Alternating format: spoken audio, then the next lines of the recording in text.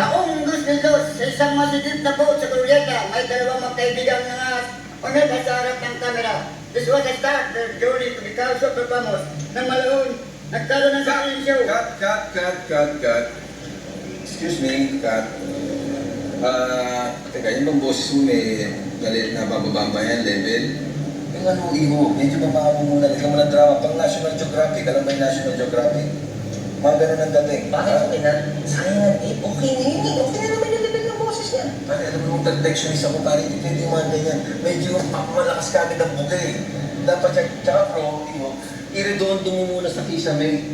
Ha? I-redondo mo muna sa kisame. Sana nga, sayang ang date nakahol yan. Ano kung pulubi production tayo? Pero ba't naman totoong pulubi? Kinuha mo? Tingnan mo nga yan. Tingnan mo, may black eye pa. Mukhang basagulero to eh. Ba't ba may black eye ka? Tapos pagay pa rin, ano? Ganito pa ng kaibigan mo? Oo. Bakit kasi ganito? Taas tama na siya eh. Teka. Taas tama na. Uminom ka? Hindi. Di ba sinabi ko ka magpupuyat? Huwag ka magpupuyat. Bawal na kayo magpuyat. Baka masisira yung ano eh. Bro, sabay na yung recording dito kaya makatipid ako sa magalang. Sige na. Pare, dali. Punasan mo muna. 2002. Mula sa isang booth sa Glorieta, dalawang lalaki ang gumawa ng sarili nilang segment sa isang show na hindi sa kanila. Tinawag nilang show within a show, kahit hindi nila kilala ang production staff. Marami ang nakapansin at nakapanood sa show na yon. Kapansin-pansin, di naman kasi sila. Get up na retro, may malaking salamin, makulay na bulaklaking at mapopormang liknik. May pagkakawag sa akin sabi mo shooting. Shooting ako, BTR. Sino ba yung kung tatawag sa information? Maaring sa iba, katawa-tawa ang itsura, pero seryoso ang dalawa.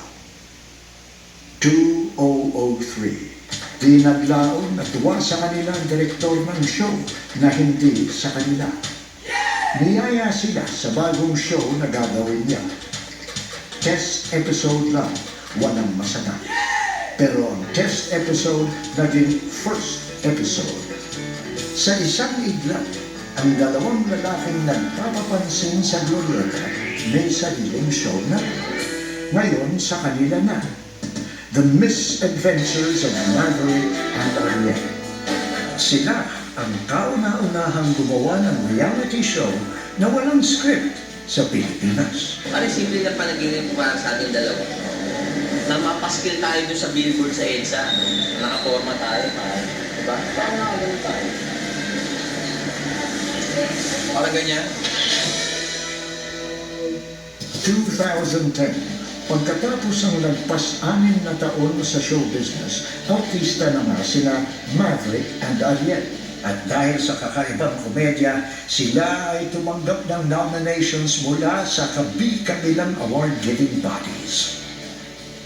Naparangalan sila ng Philippine Quill Awards at ng Media Newser bilang Best Public Affairs Program. Nag-Best Comedy Show din sila sa Golden Dove Awards at Top 20 Best Dressed Men sa FHN. Artista na nga. Pero para sa dalawa, parang may kulang. Kulang na di maitatago ng kanilang yapang. Kasi dito sa Pilipinas, parang wala na kami challenge. So, ganun sa tagatid yung pagkasikat namin. But I think, the people of the world need us now. Ano ba ba niya? Siguro Hollywood na. Kung saan talaga yung nasusukat na kung anong talent mo. Kaso sana, Well, why don't you make the first step? Yun pala ang plano nyo. Alam niyo naman tayo mga artista, ito ang dapat nating tatandaan. Ang tanging responsibilidad ng isang artista sa kanyang kasikatan ay ang huwag malaos. Anong malaos? Pag ganito ka-kritikal na usapan, di pwede di humingi ng second opinion.